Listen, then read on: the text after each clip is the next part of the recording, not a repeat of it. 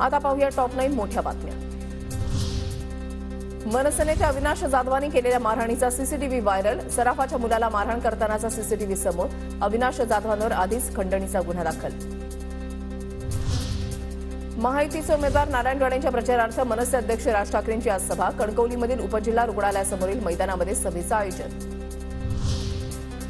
धाराशिवचे महाविकास आघाडीचे उमेदवार ओमराजे निंबाळकरांच्या प्रचारासाठी उद्धव ठाकरे मैदानात। निंबाळकरांच्या प्रचारासाठी उद्धव ठाकरेंची आज जाहीर सभा।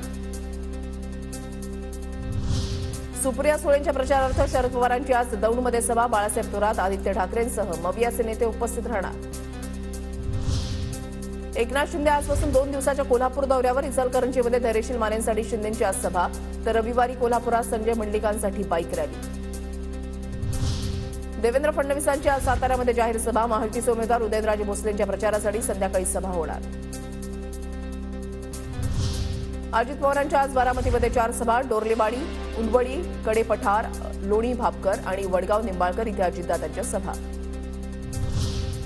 प्रचार करताना पंकजा मुंडेंची गाडी अडवली जाते। भाषण थांबवण्यासाठी घोषणाबाजीचा वापर।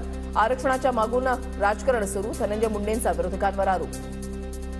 गाडी महिलांनी अडवली आरक्षणाच्या संबंधात मी समजू शकतो, पण आंदोलनाच्या मागे आरक्षणाच्या पाठीमागे जे राजकारण करायला लागले, हालाकी आरक्षणाचा प्रश्न पूर्णपणाने मिटला।